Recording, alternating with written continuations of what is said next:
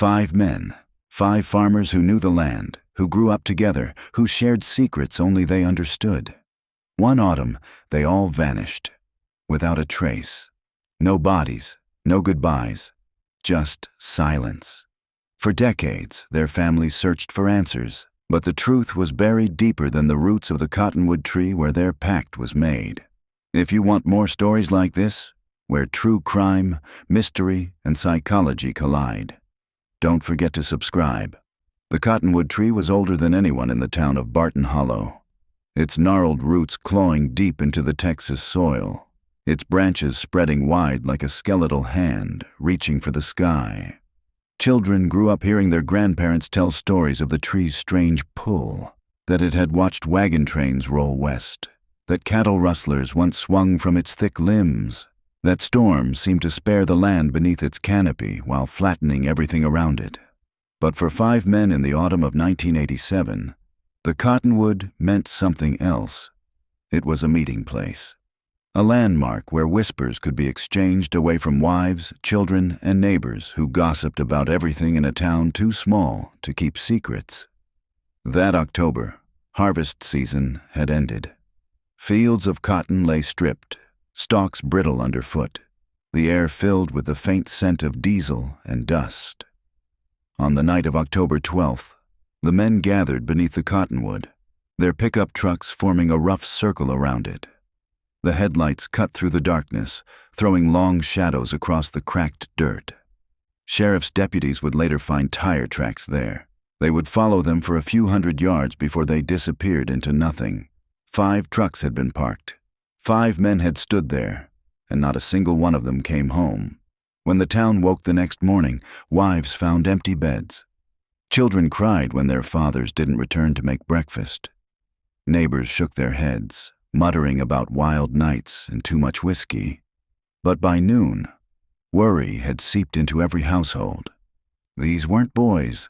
These were men who'd been steady their whole lives, hard workers, churchgoers, veterans, providers. They didn't vanish. The sheriff organized search parties. Volunteers scoured miles of farmland, creek beds, and dirt roads. Planes flew overhead, combing the vast stretches of cotton and sorghum fields. Hunters checked old wells and storm drains, places no man should end up but sometimes did. Nothing. No bodies, no trucks, no sign of struggle. It was as though the earth itself had swallowed them whole. The missing men were Margaret Jennings, 52, Vietnam vet, known for his booming laugh and his precision with machinery. David Deke Walker, 44, the youngest of the group, restless and ambitious, eager to sell his land for development. Horace Fields, 60, a quiet, weathered man whose family had farmed Barton Hollow soil since before the Civil War. Tommy Harlan, 49, the practical one, keeper of books and ledgers who mistrusted anyone in a suit. Earl Branson, 55, heavy-set, fond of bourbon, with a temper that could flare but a loyalty that ran bone deep. Together they'd been friends since boyhood. Together, they vanished. The story made headlines across Texas. 5 farmers missing in Barton Hollow, read the Austin American-Statesman. Rumors bloomed like weeds. Some swore it was drug smugglers, that the men had stumbled onto a hidden airstrip or cartel stash. Others whispered about cults. The cottonwood tree had long been the subject of superstition. A few insisted the men had simply left, running from debts or family obligations, maybe chasing something better in Mexico. But their families knew better. Bills went unpaid. Harvests rotted in the fields. None of the men touched their bank accounts or used their credit cards again. They had simply stopped existing. Decades passed. The cottonwood tree still stood, though storms had split one limb and lightning had scarred its trunk. Children grew up, left town, and returned for funerals. Wives of the missing men aged into widows, their lives marked by the absence of bodies to bury. Newcomers to Barton Hollow heard the tale and dismissed it as folklore, another Texas ghost story. But some never stopped searching. Margaret Jennings, Carl's daughter, grew up with the mystery wrapped around her like barbed wire. She had been only 12 when her father disappeared, old enough to remember his scent of motor oil and tobacco, too young to understand why he never came home. As the years passed, her grief hardened into determination. She kept clippings of every article, filed requests for police reports, and badgered aging deputies who muttered the same words. No leads, no evidence. By the year 2005, Barton Hollow was a shadow of the town it had been. The cotton gin had closed, the grain elevator stood rusting, and half the storefronts downtown sat empty. Yet the cottonwood tree still spread its branches wide, casting its shadow over the very place 5 men had last stood alive. And that was where the first clue resurfaced. It was a warm October afternoon, eerily similar to that long-ago harvest season. A drought had cracked the earth around Barton Hollow, draining creeks to puddles and leaving cattle bawling for water. A construction company arrived on the outskirts of town to dig the first foundations for a planned highway bypass. Locals grumbled. It would cut straight across the land once owned by the missing men, sold off by their families in the years after their disappearance. The backhoe clawed at the soil, metal teeth screeching. After only a few hours, the machine struck something solid. The operator cursed, assuming it was limestone or a buried stump. But when the bucket lifted, a human skull rolled into the dirt. The site was shut down. State investigators were called, and the story of Barton Hollow's 5 vanished farmers, long relegated to whispers, came roaring back into the headlines. DNA testing identified the skull as belonging to Deke Walker, the youngest of the 5. He had been buried barely 2 feet beneath the soil, shallow enough that roots had tangled through his ribcage. Alongside him were fragments of clothing, a belt buckle, scuffed boots, the rusted buckle of overalls. There was no sign of his truck, no other remains. Just Deke. The families reeled. For nearly 20 years, they had lived with a void. Now one piece of the puzzle had surfaced, but it only raised more questions. Why was Deke buried alone? Where were the others? And most importantly, what had they all been doing out by the cottonwood tree that night in 1987? The sheriff's office had no answers, but one retired deputy, long considered eccentric, came forward with a story he had never told in full. He remembered seeing the men at the cottonwood that night, gathered in a circle, their voices low. He'd parked a half-mile away, watching them through binoculars, too ashamed to admit he'd been drinking and too nervous to approach. He swore they'd been arguing. Swore he'd heard words carried on the wind, words like promise, bury it, and never tell. Whatever pact they made that night had ended in their disappearance. And now, as the soil gave up its first secret, Barton Hollow was about to learn that some pacts don't stay buried forever. The autumn sun baked the streets of Barton Hollow as Margaret Jennings pulled her car into the cracked lot of the old sheriff's office. The building looked smaller than she remembered. Its faded brick walls and leaning flagpoles sagged with the weight of decades. Dust clung to the steps, and the windows were cloudy, as if the place had given up trying to see clearly anymore. She shut off the ignition and sat for a long moment, listening to the tick of the cooling engine. Her hands stayed fixed on the steering wheel, knuckles pale, heart thudding in her chest. She hadn't been back here in nearly 15 years, not since she'd stormed through those doors as a teenager, demanding answers the deputies couldn't give. The years hadn't dulled the ache. If anything, the discovery of Deke Walker's remains had sharpened it into something unbearable. Deke had been her father's closest friend, the joker of the group, the one who'd slip candy to Margaret when her mother wasn't looking. Finding him buried in a shallow grave only confirmed what she'd feared all her life. Whatever happened beneath that cottonwood tree had been violent, and her father had been part of it. The question was whether he'd been a victim, or something worse. Margaret drew a breath and opened the car door. The heat slammed into her, carrying the dry metallic scent of dust and cotton. Barton Hollow hadn't changed much, though it looked emptier. The diner where her father used to buy her ice cream was boarded up. The hardware store's windows displayed yellowed closing sale. Signs that had been there so long they were part of the scenery. Even the church steeple looked crooked, as though God himself had stopped paying attention to the town. Inside the sheriff's office, the air was cool but stale. A young deputy behind the desk looked up, startled, as if he wasn't used to visitors. His nameplate read, Coleman. "Can I help you, ma'am?" he asked. Margaret's voice came out steady despite the knots in her stomach. "I need to see Sheriff Cole." The deputy blinked. Sheriff Cole's been retired for years. Margaret hesitated. "Then whoever's running this place now." The deputy looked uncertain but finally rose, disappearing through a side door. Margaret glanced around the lobby.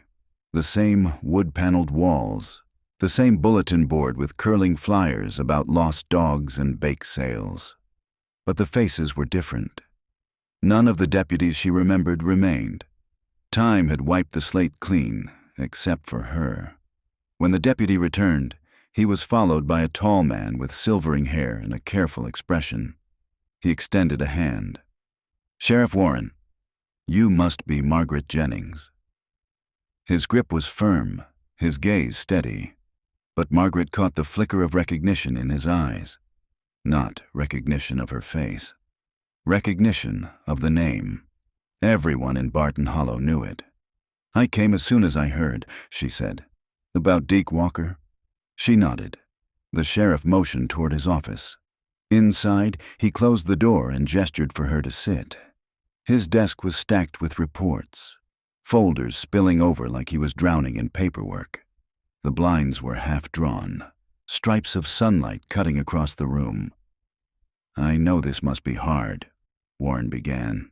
"After all these years—" "It's not hard," Margaret interrupted, surprising even herself. "It's worse than that. It's unfinished." They found one of them. Sheriff. One. And no one can tell me what happened to the others. Or my father Warren's jaw tightened. "We're treating this as an active investigation. The Rangers are involved now. Forensic teams are combing the site. But it may take time." Margaret leaned forward, her voice sharp. "We've had 20 years of time. My mother died without knowing. Half the family's moved away. You think we can wait another decade for someone to stumble over another skull?" The sheriff studied her, weighing something. Finally, he sighed. "Off the record, Margaret. Sometimes these cases aren't about what we can prove in court. Sometimes they're about what people were willing to bury." The word hung in the air like smoke. Margaret's pulse quickened. "You think they made some kind of pact, don't you?" Warren didn't answer immediately. He reached into his drawer and pulled out a file, sliding it across the desk. "This is from an old deputy's notes." He swore he saw the men together that night, heard them arguing. He wrote down what little he caught. Margaret opened the file. The paper inside was yellowed, the ink faded but legible. Words scrawled in hurried handwriting. Promise, bury it, never tell. Her throat tightened. She looked up. "Never tell what?" "That's what we're trying to find out." By evening, Margaret was back at the Cottonwood tree. The construction site had been roped off, but she parked on the shoulder and walked past the barriers. The air smelled of clay and diesel. The sun had dropped low, painting the horizon in bands of orange and violet. She stopped at the base of the tree. Its bark was rough under her hand, scarred with initials carved decades ago. She recognized some of them. Boys she'd gone to school with, couples who'd left town, even her father's name once etched alongside her mother's. But near the roots, where the soil had been disturbed, the ground seemed to breathe. The dirt was looser, darker, as if it still remembered what had been hidden beneath it. Margaret crouched, touching the earth. She closed her eyes, imagining 5 men standing here in the dark, arguing, sweating, swearing something they couldn't unsay. Her chest tightened. For the first time, she wondered if her father hadn't just been a victim. What if he'd been part of whatever they buried? The thought left her cold. Night settled over Barton Hollow. Margaret drove back through town, headlights sweeping across empty storefronts and sagging porches. The silence pressed in, broken only by the hum of cicadas. At a stoplight, she caught her reflection in the rearview mirror. Her hair was streaked with gray now, her face lined with years of waiting. She barely recognized herself. Her phone buzzed in the cup holder. Unknown number. She hesitated, then answered. "Hello?" A man's voice rasped through static. "Margaret Jennings?" Her breath caught. "Who is this?" The pause on the line stretched long enough that she thought the call had dropped. Then softly, "You want answers about your daddy? Meet me tomorrow, midnight, by the gin." The line went dead. Margaret stared at the phone, her pulse thundering. The gin had been closed for years, its machinery rusting, its walls collapsing. No one went there anymore. Whoever had called her knew that, and they knew her name. She tightened her grip on the wheel, heart pounding. The Cottonwood had given up its first secret. Now someone in Barton Hollow was ready to give up another, but at what cost? The old cotton gin loomed like a skeleton against the night sky, its rusted frame cutting jagged shapes into the moonlight. Margaret parked a block away, headlights off, and walked the rest of the distance. Her shoes crunched softly against gravel, each step echoing too loudly in the silence. The gin had been closed since she was a teenager, its machines long gutted, its windows shattered. For kids, it had been a place of dares and drunken bravado. For adults, it was a ruin, best avoided. Tonight it felt like a trap. She checked her phone. 11:58 p.m. 2 minutes. She slipped it back into her pocket and scanned the shadows.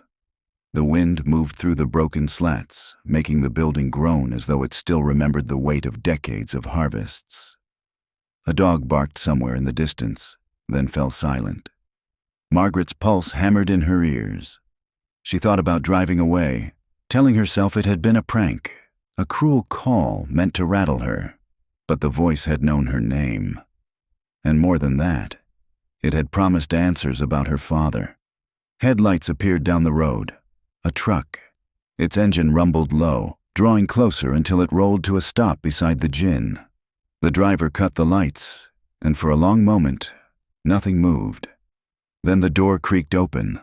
A man stepped out, his silhouette tall but stooped at the shoulders. He wore a ball cap pulled low, hands shoved into the pockets of his jacket. His boots scuffed against the gravel as he approached. "Margaret Jennings?" he asked. She forced her voice to stay calm. "Depends who's asking." The man tugged off his cap. In the pale moonlight, she saw a face lined with age, stubble gone gray, eyes tired but sharp. Recognition struck her. "Dean Holloway," she whispered. He nodded once. Dean had been a farmhand in Barton Hollow his whole life. She remembered him from her childhood, quiet, reliable, always helping at harvest.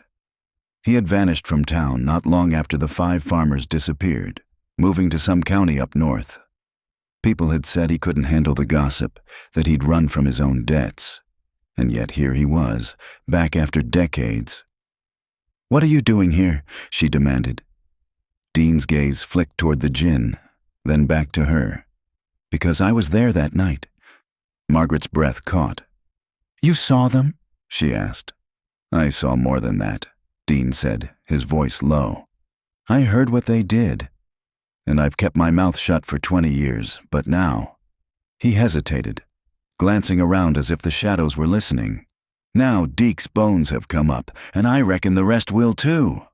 Margaret's heart pounded. "What did they do?"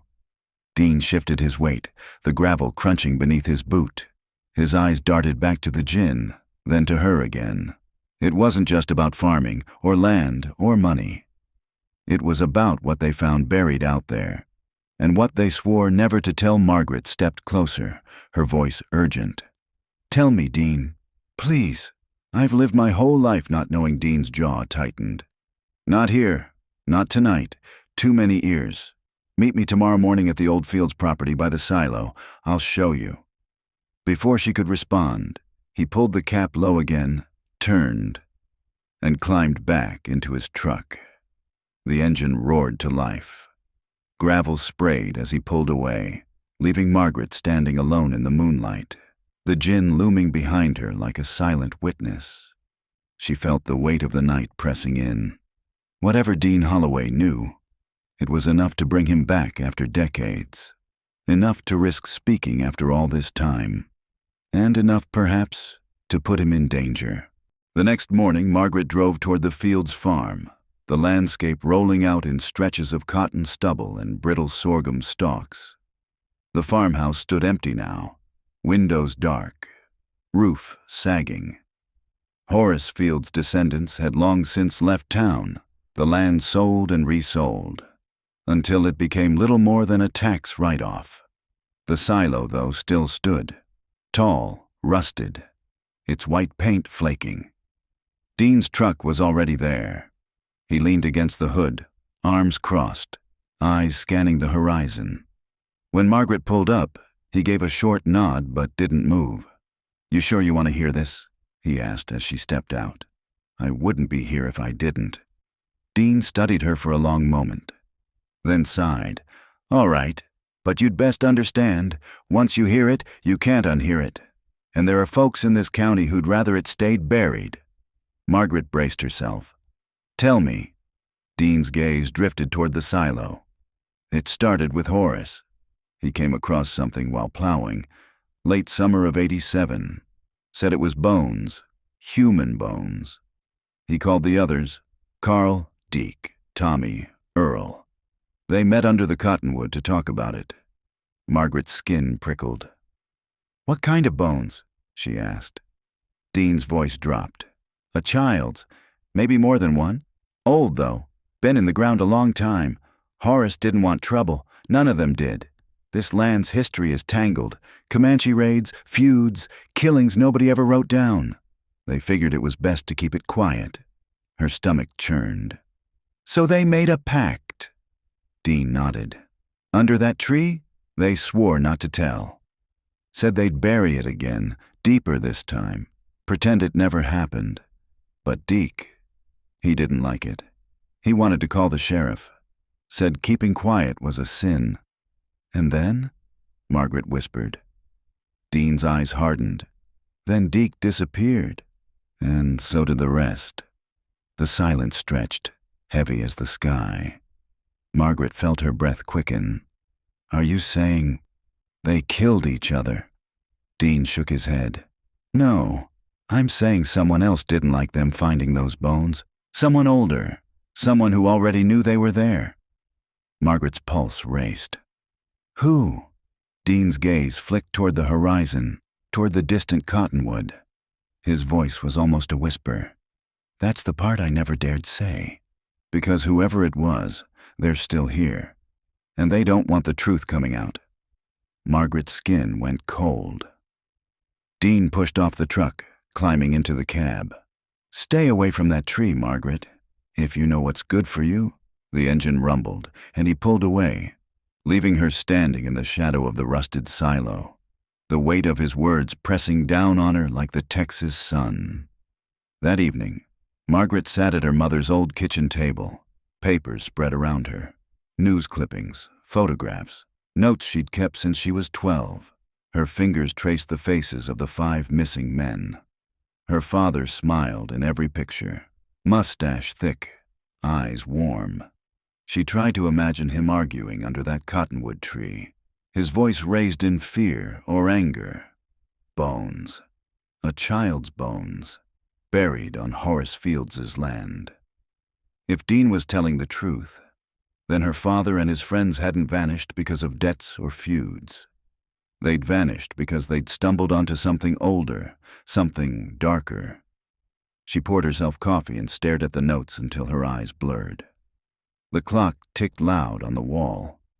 Just after midnight, her phone buzzed. Another unknown number. Her stomach tightened as she answered. A woman's voice, low and urgent. "Margaret." Don't trust Dean Holloway. He's not telling you everything. Margaret's grip tightened on the phone. Who is this? But the line had already gone dead. She sat in the silence, her heart pounding, the coffee cooling at her side. The cottonwood tree stood out there in the darkness, its roots tangled in secrets. And now she was caught in them too. The cottonwood tree stood alone at the edge of the abandoned field's property, its branches twisted like gnarled arms, leaves whispering in the wind. Even from the road, Margaret could see it rising against the dusk sky, larger than she remembered, as if it had fed on the decades of silence. She parked the sedan just past the gate and climbed out. The grass was high, brittle and gold, brushing against her jeans as she walked. The air smelled of dust and old earth. Somewhere far off, a hawk cried, its wings dark against the horizon. Margaret's father had told her stories of this land when she was a child, of harvests that failed, of neighbors who feuded over water rights, of a barn that had burned one summer in the 50s. But he had never mentioned anything about bones. Now, standing at the property line, she wondered what else he had kept from her. She carried a flashlight and a small spade she'd found in her mother's shed. The plan had come to her in a restless haze the night before. If Dean Holloway wouldn't say more, she would go herself. She needed to see, needed proof. The cottonwood loomed closer, its roots thick, breaking the earth like bones themselves. She placed her palm against the rough bark. It was warm from the day's sun, and the tree seemed to hum faintly under her touch. A trick of nerves, she told herself. She knelt by the roots and began to dig. The spade bit into the dry soil, breaking it apart in chunks. The earth smelled strong, metallic. She worked slowly, listening for every rustle, every crack of twig in the field. Half an hour passed. Sweat dripped down her temples, streaking her shirt. She was about to stop, about to tell herself this was madness, when the spade struck something hard. She froze. The sound rang sharper than rock. She cleared the dirt with her hands, her breath catching. White, not stone, not wood. White, porous, unmistakable. Margaret's throat tightened. She pushed away more soil until the curve of a small skull emerged, hollow sockets staring up at her through the dark. The earth gave way around ribs, brittle and fragile, collapsed in on themselves. She drew back, shaking. It was a child. She scrambled to her feet, the flashlight trembling in her grip. Every instinct told her to run, to get back in the car and drive, but her legs felt heavy, rooted like the cottonwood itself. A sound broke the silence. Crunch. Gravel shifting on the road. Margaret snapped her light off and ducked low, heart hammering. Through the tall grass, she saw headlights approaching, slow, deliberate. A truck. Dean's truck. She crouched behind the tree as it rolled to a stop. The engine cut, and for a moment, the only sound was the tick of cooling metal. Then the driver's door opened. Dean Holloway stepped out, but he wasn't alone. A second man followed, taller, broad-shouldered. His face stayed in shadow, but his voice carried across the field. "You sure she'll come?" the man asked. "She's already been sniffing around," Dean replied. "Saw her car near the silo yesterday." Margaret's chest constricted. "She won't find what we buried," the tall man said. "Not unless we let her." Dean spat into the dirt. "She's persistent." Just like her daddy. Maybe too much for her own good. The men stood in silence, staring toward the cottonwood. Margaret pressed herself against the bark, praying they wouldn't step closer. Finally, the tall man clapped Dean on the shoulder. "We'll take care of it tomorrow. Tonight, we keep quiet." They turned back toward the truck, their boots crunching on gravel. Doors slammed, the engine roared, and the truck pulled away, its red tail lights shrinking until they disappeared into the dark. Margaret stayed frozen long after they were gone, her pulse racing, the air thick in her lungs. Only when the field fell completely silent again did she dare to move. She crouched back to the shallow hole. The skull stared up at her, pale against the soil. Beside it, something caught the beam of her flashlight, a small object half buried in the dirt. She brushed it free. A shoe. Tiny, cracked with age, the leather stiff and brittle. Margaret clutched it in trembling hands. The size was no bigger than an 8-year-old's. Her father's voice whispered in her memory. "Lucia never goes anywhere without her shoes shined, Maggie. She's proud of them." Her throat burned. This wasn't just a secret of the past. It was tied to her father, to the day he vanished, to the pact under this very tree. And now she knew too much.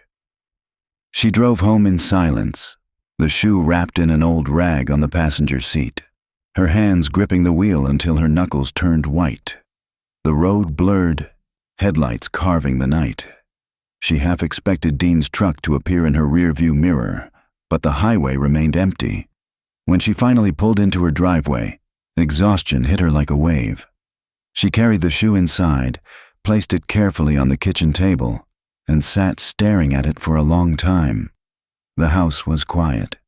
Too quiet. Every creak of the walls, every groan of the settling wood made her flinch. She checked the locks twice, pulled the curtains shut, then sat back at the table. The shoe lay there like an accusation. She picked up her phone and opened the number of the sheriff's office. Her thumb hovered over the call button. If she reported this, Dean and whoever he was with would know. They'd come for her. But if she stayed silent, she'd become part of the pact herself. Her thumb pressed the button. The line rang once, twice. Then a voice answered. Not the dispatcher she expected, but a low, drawling, male voice. "You shouldn't have gone digging, Margaret." She froze. "Who is this?" The voice chuckled, dark and cold. "Some things stay buried for a reason." The line went dead. Margaret dropped the phone as though it had burned her. The shoe stared back at her from the table, a relic of a child whose bones still lay under the cottonwood. And she realized, with a sinking dread, that the pact wasn't just about the past. It was alive, still being kept, still being enforced. Margaret barely slept. Every time her eyes closed, she saw the hollow sockets of the child's skull, the brittle shoe resting in the dirt, Dean's voice carrying in the wind. She lay on the couch instead of her bed, blanket wrapped around her shoulders, the shoe sealed inside a paper grocery bag on the table. The phone call replayed in her mind over and over. "You shouldn't have gone digging, Margaret." The voice had been disguised, muffled maybe, but familiar in a way that made her skin crawl. She wondered if she'd heard it at church once, or at the farmer's market, or maybe in line at the hardware store. Someone local. Someone who knew her well enough to use her first name. By sunrise, her decision was made. She wouldn't call the sheriff's office again.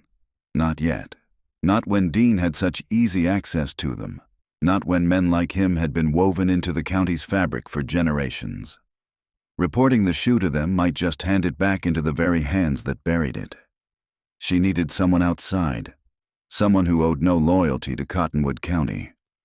By late morning, she found herself parked outside the modest brick bungalow of Jonah Price, a retired reporter who had once written for the Austin Chronicle.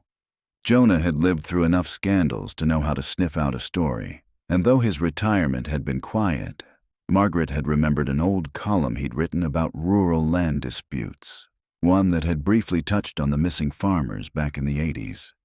She sat in the car a long time before gathering the courage to knock. Jonah's yard was cluttered with wind chimes and rusting lawn ornaments, the porch sagging under the weight of forgotten tools. When he opened the door, he looked older than she remembered. Hair thinning, beard untended, glasses slipping down his nose. "Margaret Halbrook," he said, surprise flickering in his eyes. "Haven't seen you since your father's service." "I need your help," she blurted. Jonah studied her for a moment, then stepped aside. "Better come in, then." His living room smelled faintly of old books and coffee grounds. Stacks of newspapers and file boxes covered every surface, towers leaning precariously. Margaret perched on the edge of a worn armchair while Jonah settled into the couch, a notebook already in his lap. "What brings you here? After all this time?" She took a breath, steadying herself.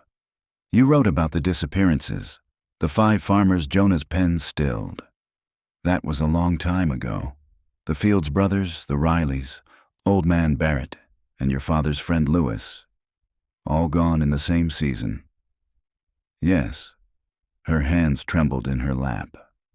I think I found something connected to them."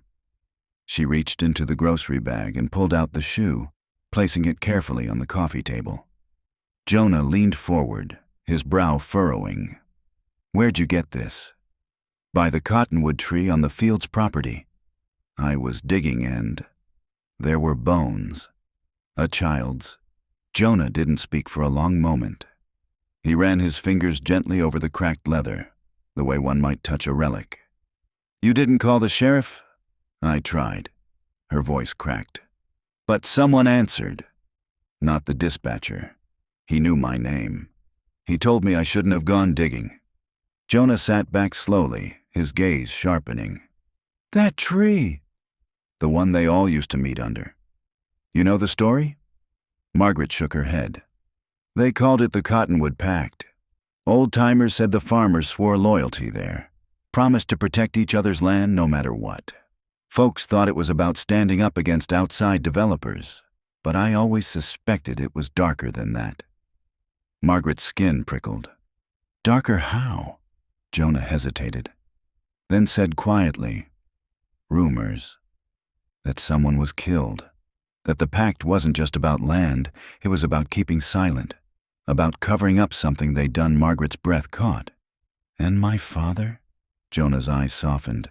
"He was close to them." "Closer than most. If he knew what they did, it might explain why he disappeared too." The room seemed to tilt. For years she'd clung to the image of her father as an innocent man, swallowed by mystery. Now the possibility that he'd been complicit gnawed at her, sharp and cruel. "I need to know the truth," she whispered. Jonah tapped his pen against the notebook, a steady, thoughtful rhythm. "Then you'll need records. Old land deeds, police reports, anything the county tried to bury. Lucky for you, I never throw anything away." They spent the afternoon combing through his boxes. Dust rose in clouds as Margaret flipped through brittle clippings. The names repeated like echoes. Fields. Riley, Barrett, Halbrook. Always tied to disputes over water rights, acreage boundaries, inheritance squabbles. One article caught her eye. Local farmer's daughter missing after storm, 1972. She skimmed it, her pulse quickening. The girl had been 8 years old, the daughter of a Riley. Disappeared after a flood swept through their property. Authorities blamed the river. Margaret looked at the shoe again. Could it have belonged to her? Jonah read over her shoulder. "I always thought that case stank. The family was quick to call it an accident. Too quick." "And then a decade later," Margaret murmured. 5 men vanish. The same families connected. Jonah nodded grimly. "It fits." By the time Margaret drove home, her trunk was loaded with boxes of photocopied records Jonah insisted she borrow. The sky had gone heavy with clouds, thunder rumbling low in the distance. She carried the boxes inside one by one, stacking them in the kitchen. But as she returned for the last load, she froze on the porch. A truck idled across the street. Its lights were off, but she could make out the outline of a figure behind the wheel, watching. Her chest tightened. She fumbled for her keys, heart pounding, and ducked back inside, slamming the door and locking it. Through the curtains, she watched the truck linger for what felt like an eternity before it finally rolled away. She leaned against the door, trembling. The pact wasn't just history. It was alive, and someone was making sure she knew it. That night the storm broke. Rain hammered the roof. Wind rattled the shutters. Margaret sat at the kitchen table, papers spread before her, lightning casting brief flashes over the headlines. 5 farmers missing. Sheriff says no foul play suspected. Community in mourning. Her father's name surfaced again and again, always at the edges of the story. Never accused, never suspected, but always present, always nearby. She stared at an old photograph clipped from the Chronicle. The 5 missing men stood in front of the cottonwood tree, arms linked, smiles wide. And there, just off to the side, was her father. His smile didn't reach his eyes. The thunder rolled, and the shoe sat on the table like a ghost of a child who had never come home. Margaret whispered into the storm, though there was no one to hear her. "Daddy, what did you do?" The rain hadn't stopped by morning. It pounded steady against the roof, turning the yard into a shallow lake. Margaret hadn't slept. She dozed in her chair at the kitchen table, jerking awake at every crack of thunder, at every shadow cast by lightning across the curtains. The boxes from Jonah sat in a messy sprawl. She'd marked pages with sticky notes, lined up clippings that made the pattern clearer with each connection. Disputes, deaths, disappearances. Always the same cluster of families, always around that tree. Her nerves were frayed raw. By mid-morning, she decided she needed fresh air. She carried her mug of coffee to the porch, staring at the empty street. The truck from the night before was gone, but its memory lingered like a stain. She told herself to be rational. Maybe it was just a neighbor, maybe coincidence. But the voice on the phone echoed in her skull. You shouldn't have gone digging. By noon, the storm slowed. Clouds thinned, leaving a gray wash over the town. Margaret dragged herself upstairs, intending to nap for real this time. She drew the curtains, shut the bedroom door, and lay across the quilt. Her body felt leaden, her mind spinning. Sleep came, but it was shallow, restless. She dreamed of the cottonwood tree growing taller and taller, its roots wrapping around her house, bursting through the floorboards, skeletal hands rising from the soil. She woke with a jolt. The room was dark. She checked the clock, 2:37 a.m. Her ears picked up something odd. A faint scrape, the sound of wood against wood. Downstairs. Margaret held her breath. Another sound followed, a slow, deliberate creak. The back door. Her pulse hammered. She slipped from bed, bare feet silent on the carpet, and grabbed the flashlight from her dresser. She didn't dare turn it on. Instead, she crept to the stairwell and crouched, listening. The kitchen floor groaned under weight. Someone was inside. Margaret's first thought was the shoe on the table, the clippings spread across the counter. Evidence. She needed to protect them. She descended one step at a time, careful to avoid the loose board near the middle. The flashlight trembled in her grip.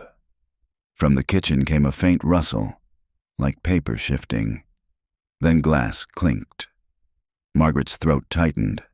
She crouched low at the bottom of the stairs, peering into the dark.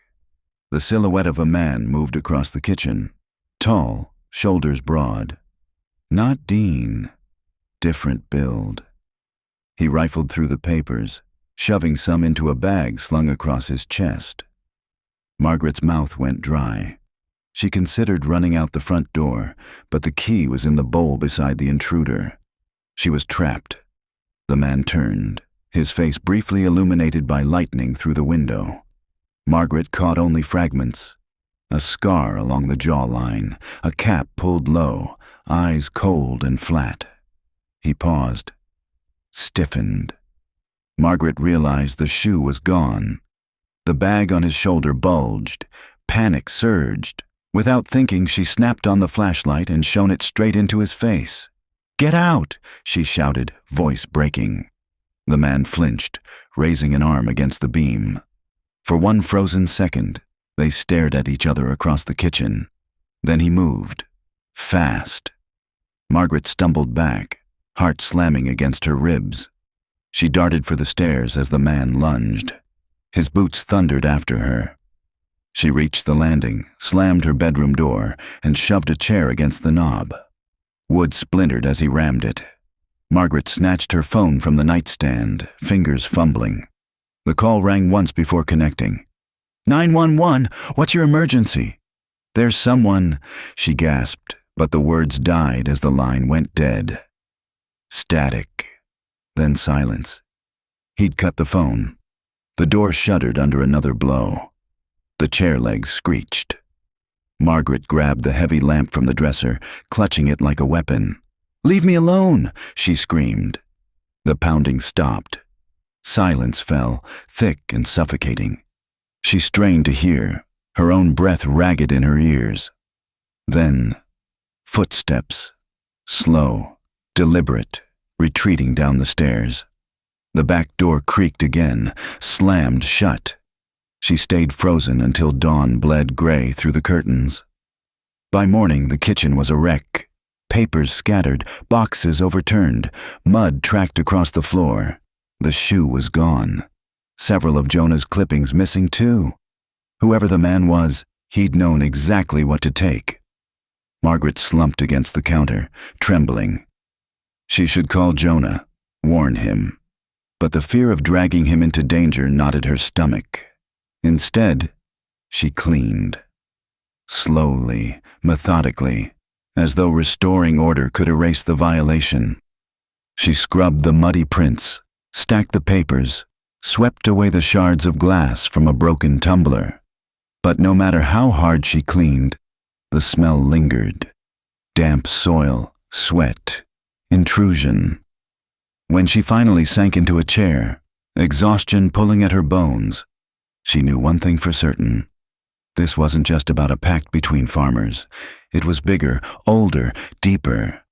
And now it had her in its grip. Jonah Price didn't answer her first call, or the second. By the third attempt, Margaret's hand shook so badly she almost dropped the phone. When his voice finally came through, groggy and gravelly, she nearly broke down with relief. "Jonah, it's me. Someone broke into my house last night. They took the shoe, some of the clippings too." Silence stretched across the line. Then Jonah said, low and steady, "Stay where you are. I'll be there in 20 minutes. The old reporter arrived in less than 15, his car rumbling to a stop outside her driveway. He looked different in daylight, hair sticking out in tufts, jacket hanging off thin shoulders. But his eyes were sharp as ever, scanning the street before he even approached the door. Margaret let him in. He took in the kitchen with one glance, the scrubbed floor, the scattered papers still in slight disarray, and exhaled. "They were careful," he muttered. "Knew what to take. Did you see him?" Margaret hesitated. Tall, scar along the jaw, wore a cap low. He didn't say anything, but he knew what he wanted. Jonah scribbled in his notebook, the page already filled with cramped handwriting. That wasn't some random thief. That was someone tied to this. They wanted the shoe because it could prove a child died out there. Margaret slumped into a chair. "What do I do? I can't go to the sheriff. I can't even call 911. The line cut off before I got a word out." Jonah set down his pen. "Then you don't go to them." "Not yet. We work quiet. We dig deeper than they expect." He reached into his satchel and pulled out a folder. "I didn't tell you yesterday, but I've been keeping tabs on Dean Holloway for years. He was the youngest of the Pact. Tried to walk away once in the 90s, but something pulled him back. Bank records, land deeds, he's tied to all of it."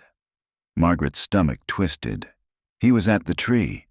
I heard him talking to another man. They knew I'd been out there." Jonah's eyes flicked up. "Then we've got less time than I thought." That afternoon, they pored over the folder together. The documents painted a web Margaret hadn't expected. Holloway Farms tied to Riley Cotton, Barrett Feed, and Fields Grain. Interconnected loans, mysterious payoffs, sudden debt relief. Always balanced like pieces of a puzzle no outsider could understand. And threaded through it all, dates that matched the disappearances. Jonah tapped one ledger with his pen. "See this? October 1983. 5 months before they vanished. A loan is forgiven for the Barrett family. No paperwork, no explanation. The same week, a Riley cousin is killed in a supposed hunting accident. Convenient, isn't it? Margaret leaned closer. The ink was faded, but the number leapt at her. $10,000. Enough to buy silence. Her father's name appeared on the next page, listed as guarantor on a loan that vanished into thin air. Margaret's throat tightened. So he knew about this. He was part of it. Jonah placed a hand gently on hers. Don't jump to conclusions. Maybe he was caught up in it. Maybe he wanted out. That's why we dig. To find the truth, but his eyes told her he wasn't certain.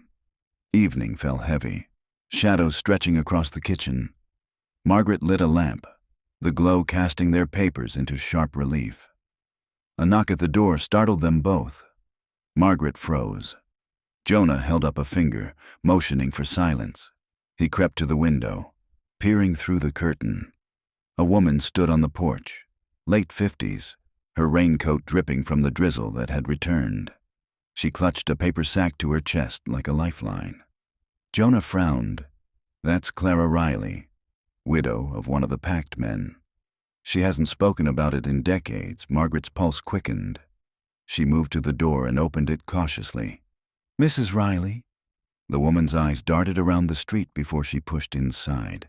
She smelled faintly of rain and mothballs, her face pale and drawn.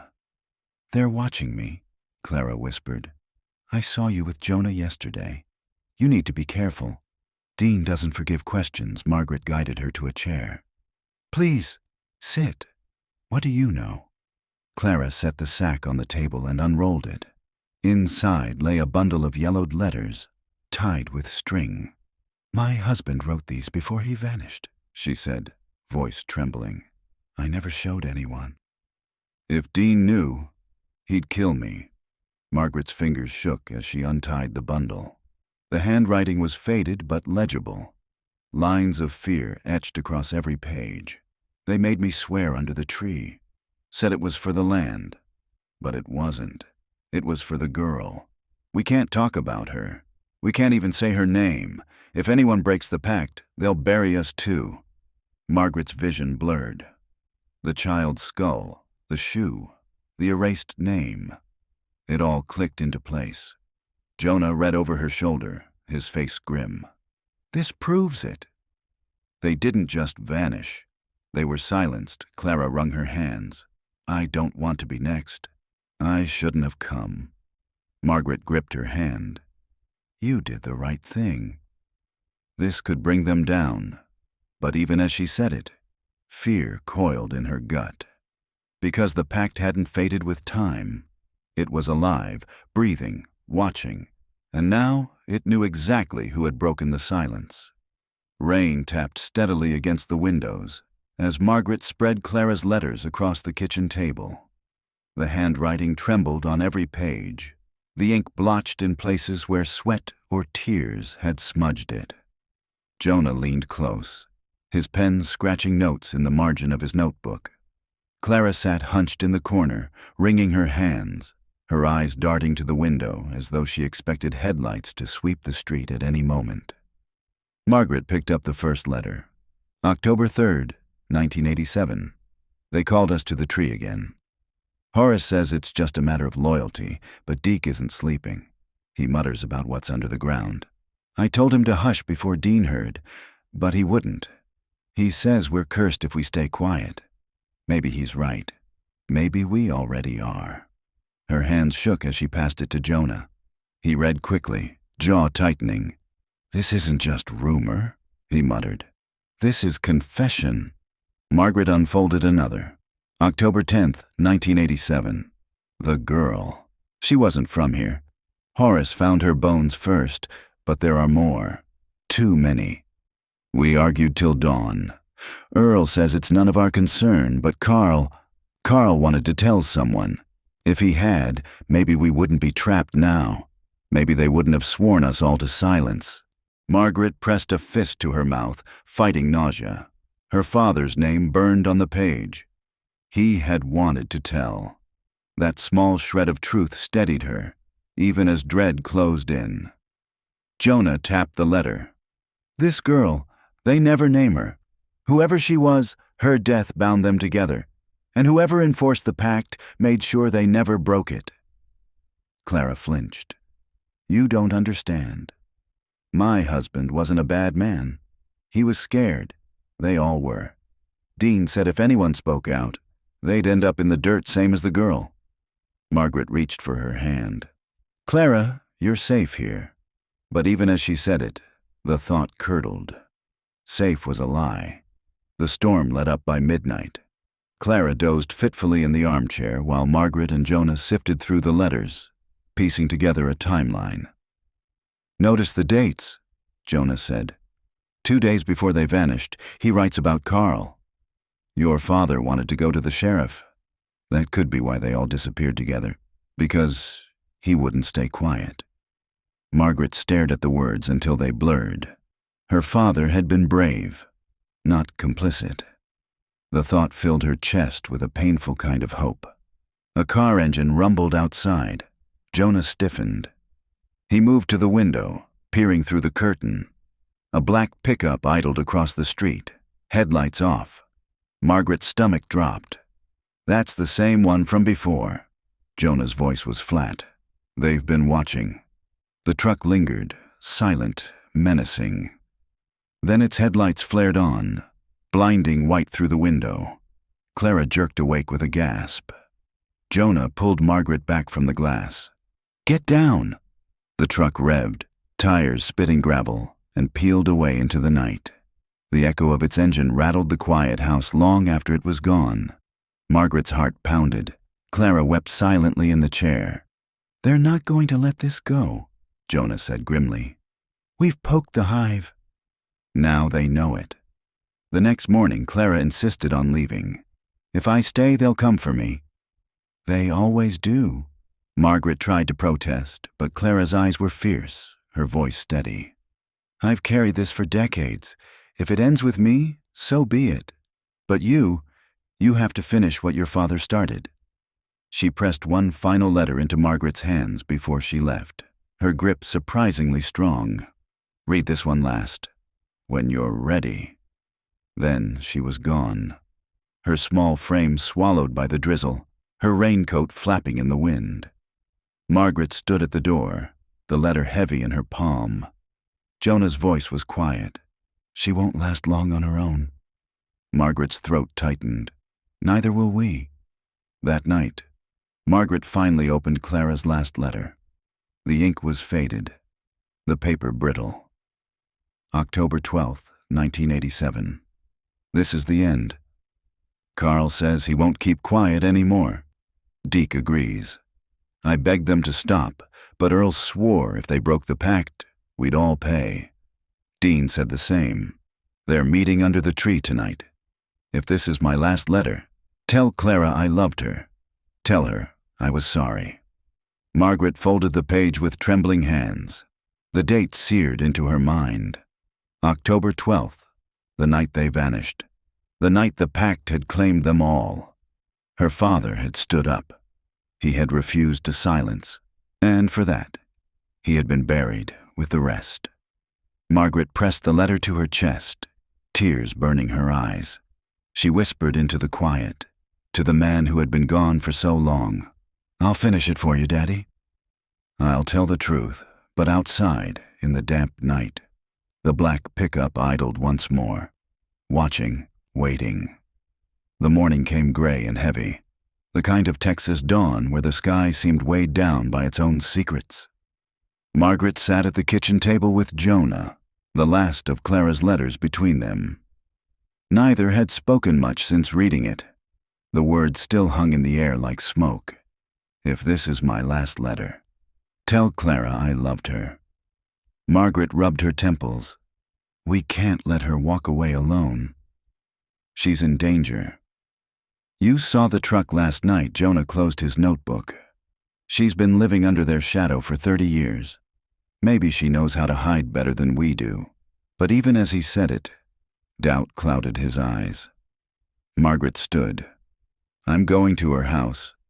Jonah didn't argue. He just grabbed his jacket and followed. Clara Riley's home sat on the edge of town, a squat bungalow with peeling paint and a yard choked with weeds. Margaret pulled into the gravel drive, heart tight. The curtains were drawn, no smoke from the chimney. She knocked, once, twice. No answer. "Clara!" she called. Jonah circled to the back, returning a moment later, face pale. "Doors open." Inside, the air was stale, as if the house itself had held its breath. The kitchen table was set with a half-eaten breakfast, toast gone stiff, coffee cold in the mug. Margaret's stomach sank. "Clara!" Her voice cracked. Silence.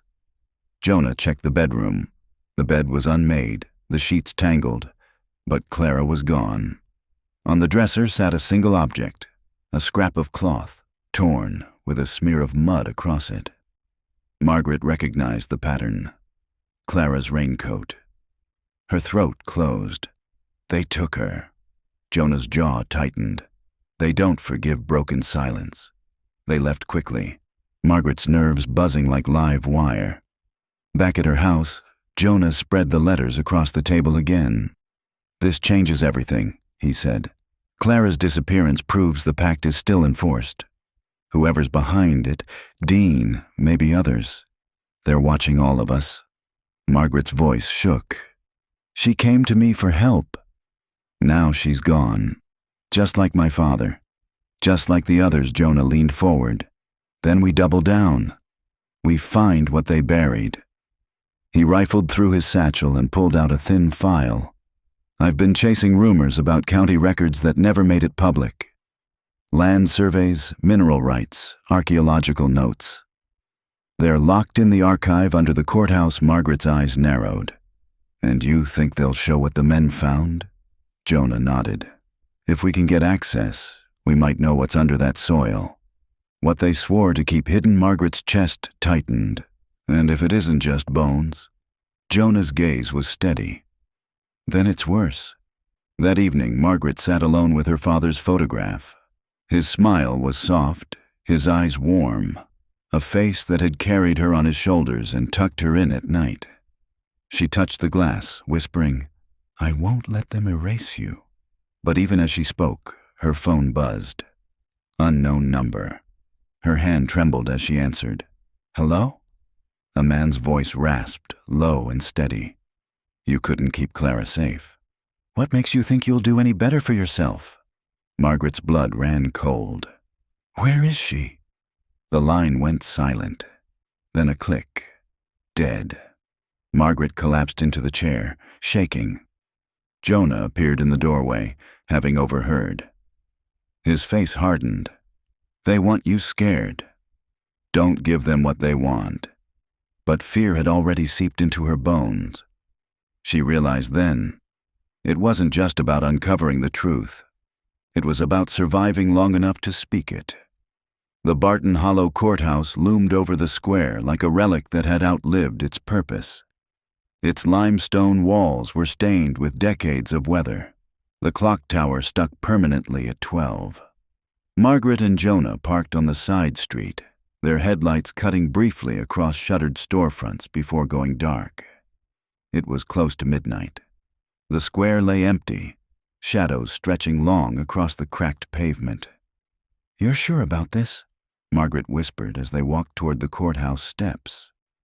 Jonah adjusted his satchel, his notebook tucked under one arm. "If the county buried records, they'll be down in the basement archive. I've been inside before. They never throw anything away. They just lock it behind thicker doors." Margaret's pulse thudded in her ears. "And if someone's waiting? Then we hope they're as tired as this town." The front doors were locked, but Jonah produced a thin set of keys. Margaret gave him a startled look. He shrugged. "Old habit. A reporter's only as good as the doors he can open." The key turned with a reluctant click, and the doors creaked wide. Inside, the courthouse smelled of mildew and dust. Their footsteps echoed across the marble floor, too loud, too exposed. Jonah led her down a narrow stairwell, the bulb overhead flickering. At the bottom, a steel door barred their way. He knelt, working the lock with careful precision, his breath steady. When it finally gave, the stale air of the archive rushed out like a held breath. Rows of metal shelves stretched into the dark, sagging under boxes and binders. Dust motes drifted in their flashlight beams. Margaret shivered, the weight of silence pressing down. "Where do we start?" she asked. Jonah scanned the room. Land deeds, survey reports, anything tied to the field's property? They worked methodically, pulling boxes, rifling through brittle pages. Hours slipped by, the courthouse settling with groans and creaks. Margaret's eyes burned, her fingers blackened with dust. Then Jonah froze. "Here." He set a file on the table, the cover stamped County Survey, 1968. Inside were maps of the field's land, notations scrawled in pencil. One section was circled in red, the ground near the cottonwood tree. Margaret leaned close. "What's that note say?" Jonah squinted. "Subterranean void. Recommend excavation." Her stomach lurched. "A void? Like a cave? Or a pit?" Jonah murmured. He flipped to another page. An unsigned report described human remains of small stature, uncovered during preliminary digging. No follow-up, no police report. Just a stamped word across the bottom, "Closed." Margaret's chest tightened. They knew. All those years ago. They knew there were children buried out there, Jonah nodded grimly. And someone made sure it never left this room. A noise broke the silence. The faint scrape of a shoe against concrete. Margaret's breath caught. She snapped off her flashlight. Jonah did the same. The archive plunged into darkness. Another step echoed down the hall. Slow. Deliberate. Margaret's pulse thundered. She clutched Jonah's arm, her nails digging into his sleeve. The footsteps drew closer, stopping just outside the steel door. The knob rattled. Jonah leaned close, his whisper barely audible. "We locked it behind us." The knob rattled again, harder this time. Then silence. Margaret bit back a gasp, straining to hear. The air was thick, suffocating. Finally, the sound of retreating steps echoed up the stairwell. The door stayed shut. Jonah exhaled slowly, his hand trembling as he wiped sweat from his brow. "They knew we'd come." Margaret's voice shook. "Then we don't have much time." They gathered what they could, maps, reports, photocopies, and shoved them into Jonah's satchel. Every creak of the shelves, every groan of the courthouse walls made Margaret flinch. When they finally slipped back into the night air, the square was deserted. But a single black pickup idled at the far corner, its headlights off. Jonah grabbed her arm. "Don't look. Just walk." They reached the car, climbed in, and pulled away. Margaret's hands shook on the wheel as she checked the rearview mirror. The pickup followed at a distance, never closing, never falling away. It tailed them all the way to her driveway, then stopped at the corner, engine rumbling low. Jonah's face was grim. "They're not hiding anymore." "They want us to know they're watching." Margaret stared at the satchel on the seat between them, the weight of the stolen records pressing heavy. "They can watch all they want," she whispered. "We've got the truth now." But as she spoke, the truck's headlights flared, flooding the street with blinding light. And in that moment, Margaret realized truth alone wouldn't save them. The headlights blazed into Margaret's living room, flooding the walls with harsh white light. She stood frozen by the window, Jonah at her side, the satchel of courthouse records clutched to his chest like contraband. For nearly a minute, the black pickup idled at the corner. The engine's low growl filled the night, steady, patient, unhurried. Then the lights snapped off. The truck rolled backward into shadow, swallowed by the trees lining the street. Jonah muttered, "They're letting us know the leash is short." Margaret couldn't unclench her fists. "Then we tighten ours. Tomorrow we go to Reyes."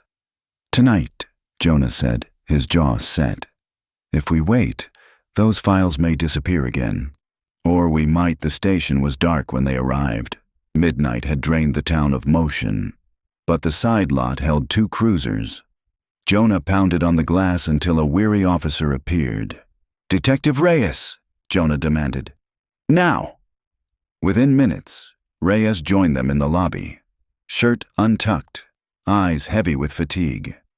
Margaret spread the files across a table, her hands trembling. Maps, survey notes, the stamped word "closed." Reyes flipped through, his brow tightening with each page. "Where did you get these?" he asked finally. Jonah leaned forward. "Buried in the courthouse basement. Locked away for decades," Reyes exhaled. "You realize breaking into county property is—" "Don't!" Margaret snapped. "Don't tell me about laws when children were left in the ground." Silence stretched. Reyes closed the folder, his jaw tight. "I'll need time to verify. Chain of custody is a mess now. If I show this to Austin without context, they'll bury it again. We need a plan." Jonah's voice rose. "A plan?" Reyes' 5 men vanished. Margaret's brother among them. "These files prove cover-up. If you don't move now, you're part of it." Reyes' eyes flicked toward Margaret, softening. "Give me one night. I'll push this through the right channels. No leaks, no whispers. Tomorrow we act reluctantly." Jonah nodded. Margaret's gut twisted, but exhaustion left her numb. They returned to her house near dawn, the air damp with fog. Margaret barely managed to close her eyes before a sound tore her awake. Glass shattering. She bolted upright. Jonah was already at the door. A brick lay in the middle of her living room, shards of glass glittering around it. Attached was a note, words scrawled in red paint. "Stop digging, or we bury you next." Margaret's throat tightened. Jonah snatched up the brick, his face pale. "They're escalating." Her voice shook. "We go back to Reyes now." But when they arrived at the station, the mood was different. Officers moved briskly, hushed, their eyes avoiding contact. Reyes wasn't there. The desk sergeant shifted uncomfortably. "Detective Reyes took leave this morning. Family emergency." Jonah slammed his fist on the counter. "Family emergency? He told us—" "Sir," the sergeant interrupted firmly. "That's all I can say." Margaret's heart pounded. Reyes wasn't a man who walked away mid-investigation. Something had forced him out. By evening, they met in Jonah's kitchen, blinds drawn. The files lay between them. Margaret could barely swallow her coffee. "What if Reyes was silenced?" she whispered. Jonah rubbed his temples. "Then it's us. Just us now."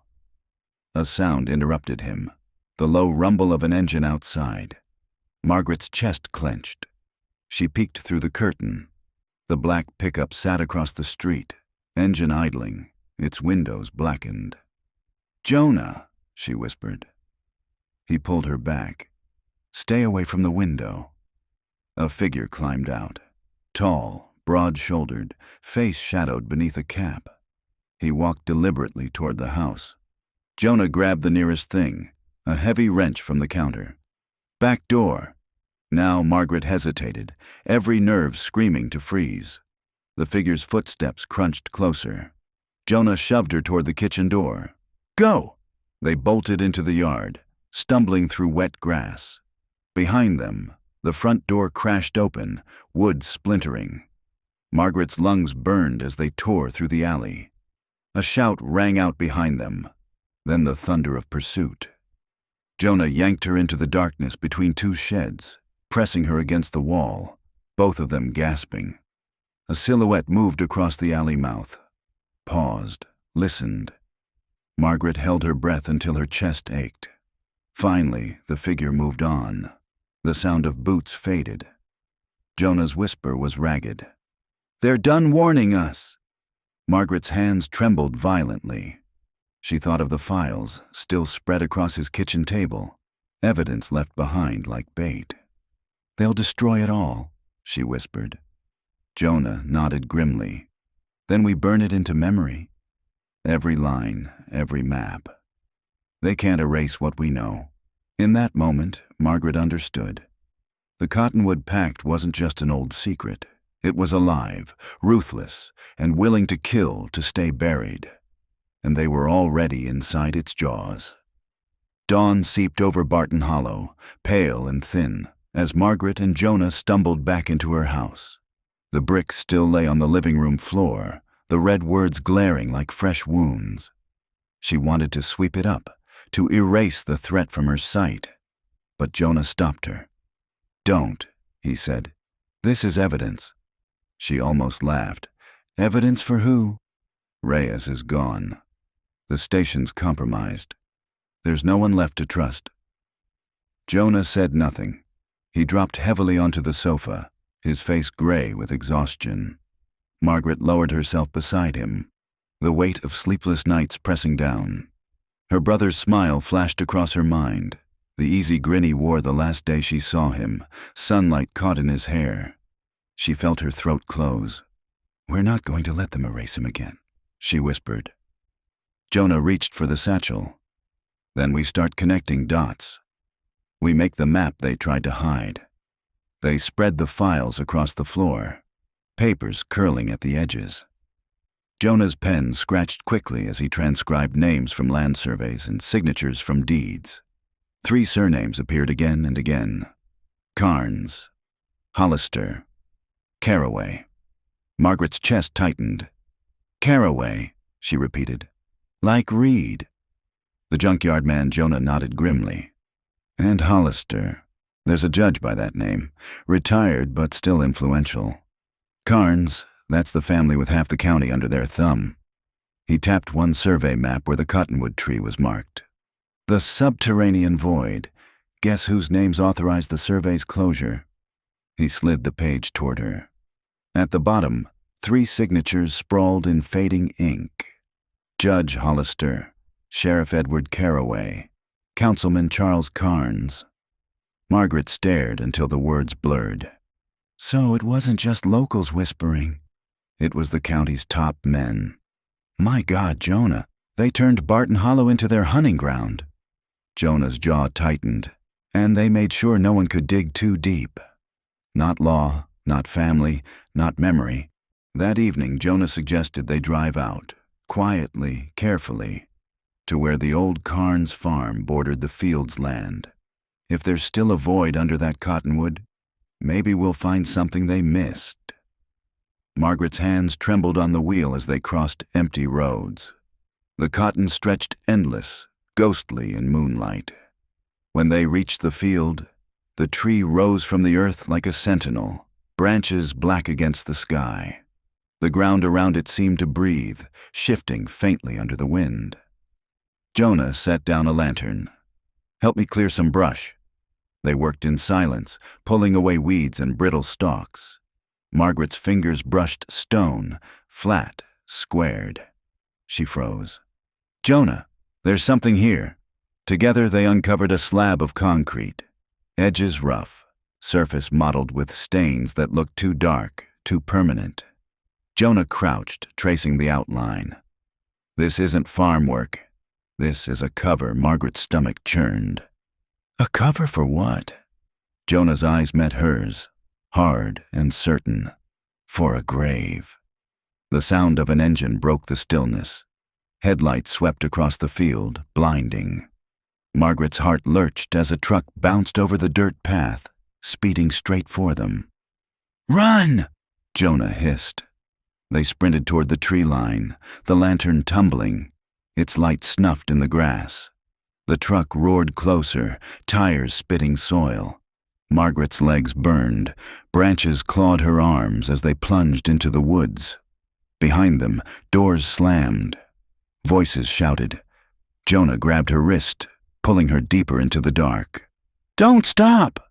They stumbled through tangled undergrowth until the shouts faded. Only then did Jonah slow, gasping for breath. Margaret pressed a hand against a tree, her chest heaving. They knew we'd come. They were waiting. Jonah nodded, eyes fierce even in the dark. "Which means we're close. Too close for them to risk silence anymore." Back at her house, Margaret collapsed into a chair, every muscle aching. Jonah dropped into the seat across from her, pulling the files close again. They wanted to scare us off. But fear is proof. Proof that what's under that slab would damn them all. Margaret's hands shook. You really think? Jonah's voice was low, steady. Yes. Children, Margaret. Your brother. Maybe more. That's why the Pact existed. To feed whatever sickness lived in those men. To make sure no one could speak. Tears stung her eyes. She thought of Daniel as a boy, climbing the Cottonwood, his laughter carrying across the fields. She gripped the edge of the table until her knuckles whitened. I won't let them keep him in the dark. Jonah's gaze locked on hers. Then tomorrow, we dig. With or without help. But outside, in the quiet street, the black pickup waited again.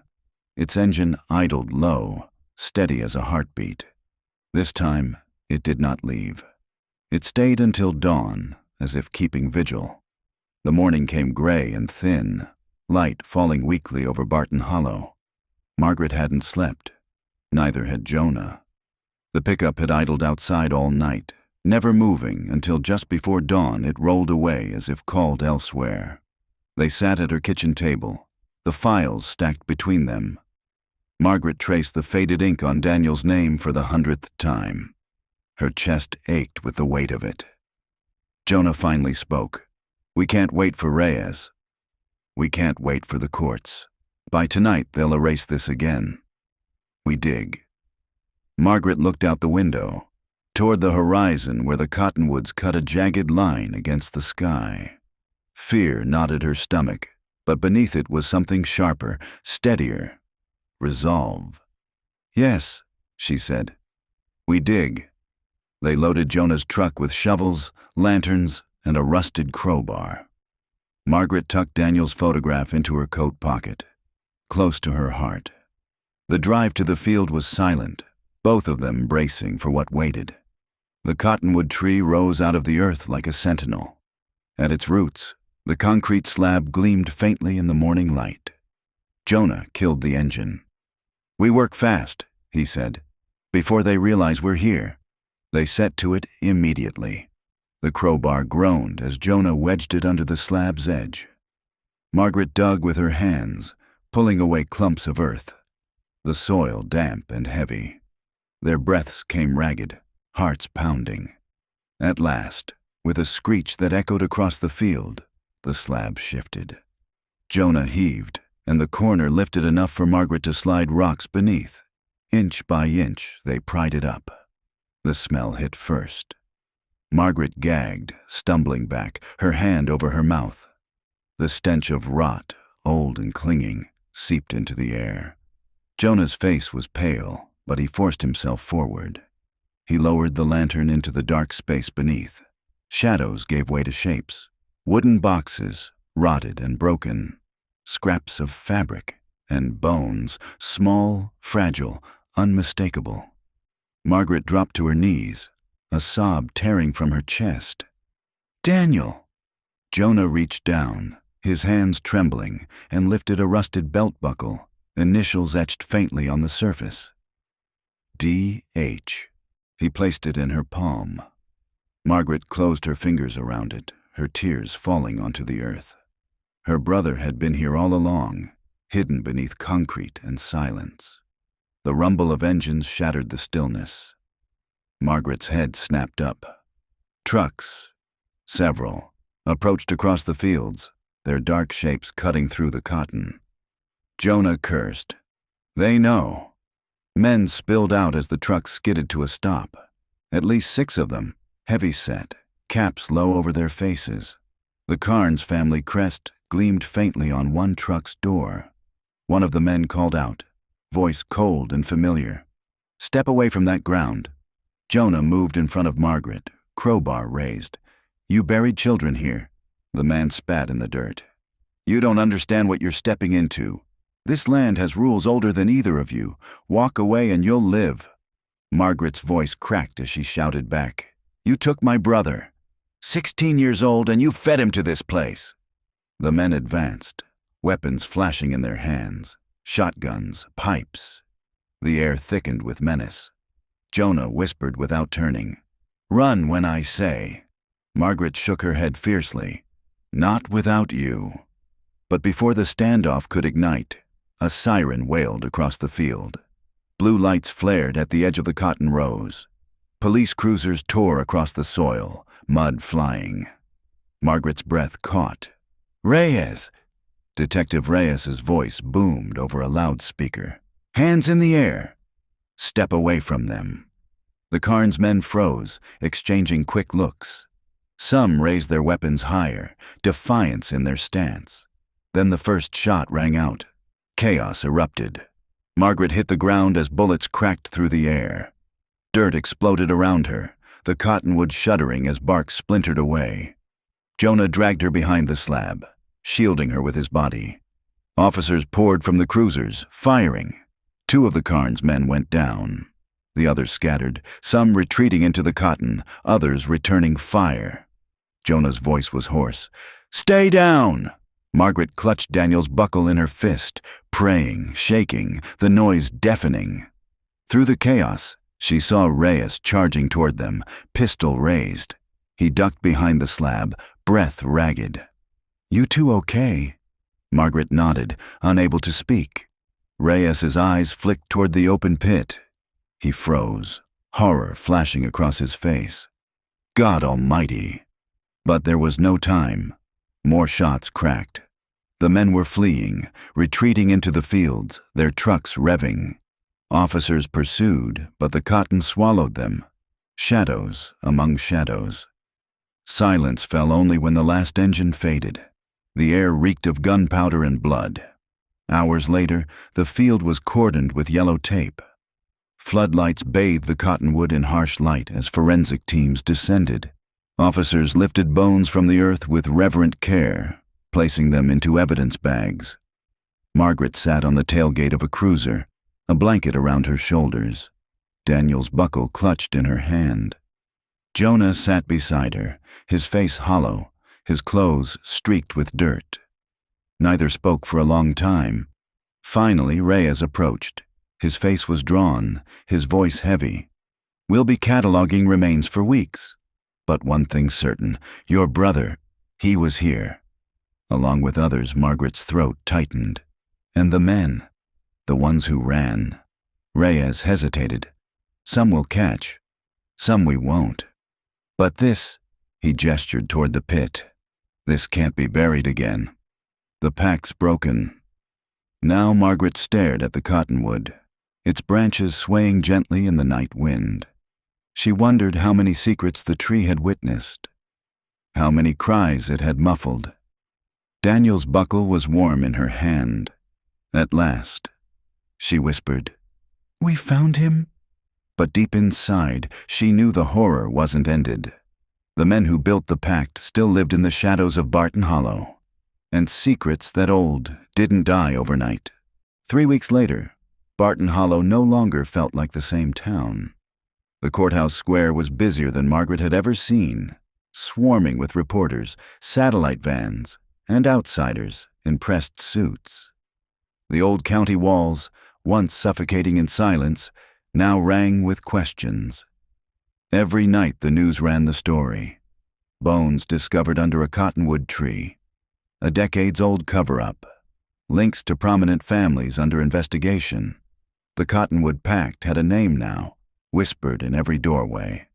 But few dared say it above a murmur, as if speaking too loudly might call it back to life.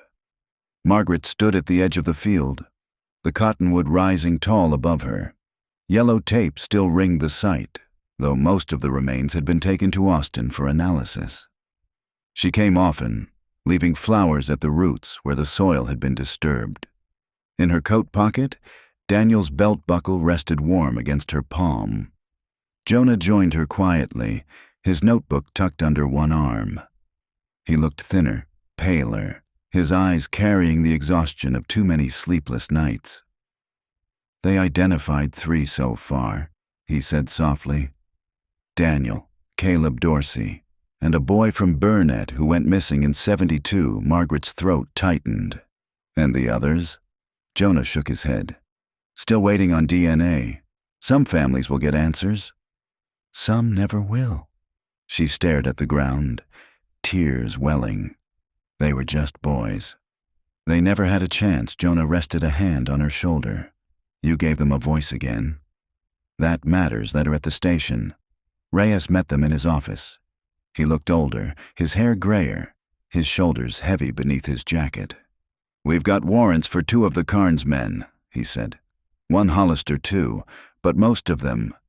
He trailed off, rubbing his forehead. Most of them are ghosts now. Dead, or protected by people higher up the chain. Margaret's anger flared. So they walk free? Reyes's gaze met hers. Some will. Some won't. But secrets this big, they rot the foundation.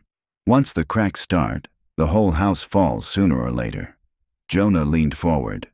And until then... Reyes's jaw tightened. Until then, you watch your backs. That night, Margaret sat alone in her living room. The brick hole in her window had been patched, but she could still feel the ghost of it. She turned the buckle over in her hand, tracing the initials with her thumb. The house was quiet, yet the silence no longer felt like a comfort. She closed her eyes, and for a fleeting moment, she heard Daniel's laughter echo through the yard. The sound of him climbing the cottonwood as a boy, carefree and alive. Her eyes opened to darkness. The tree stood miles away, stripped of innocence, its roots heavy with bones. A week later, Barton Hollow held a memorial. Families gathered in the churchyard, photographs of missing sons and brothers placed on long tables draped in white cloth. Margaret set Daniel's picture down among them, her hands trembling. When she stepped back, she saw mothers clutching faded Polaroids, fathers staring at shoes polished for the first time in years. Each face was marked with grief, but also with a grim, shared vindication. The truth was theirs now, no longer buried. The pastor's voice carried over the crowd, soft but steady. They tried to silence the innocent. But memory speaks louder than concrete. Today we remember, tomorrow we rebuild. Margaret bowed her head, whispering Daniel's name like a prayer. That night, she returned once more to the Cottonwood. Jonah walked beside her, Reyes following in silence. The floodlights had been removed, the tape pulled back, but the scar in the soil remained, dark and raw. Margaret placed her hand against the bark. You held them all this time, she whispered to the tree. But no more. Jonah set his notebook on the ground, the final page filled with names, dates, and testimony. This is going to print. The world will know Reyes stood with arms crossed, his face unreadable. Careful what you stir. These families still have teeth. Margaret turned to him, her voice steady. So do I. As they left, the wind picked up, rattling the branches. For a heartbeat, Margaret thought she heard voices carried on the air, faint, childlike laughter drifting through the cotton rows. She paused, listening, her heart aching. Then the sound was gone. Only the rustle of leaves remained, whispering secrets into the night. Weeks later, Barton Hollow began to settle again, though it would never be the same. Families moved away. Fields lay untended. And at the edge of the county, the cottonwood stood silent, its roots wrapped around memory and blood. Margaret visited less often now, but she carried Daniel with her everywhere, in the buckle, in the sound of his laughter that still came to her in dreams.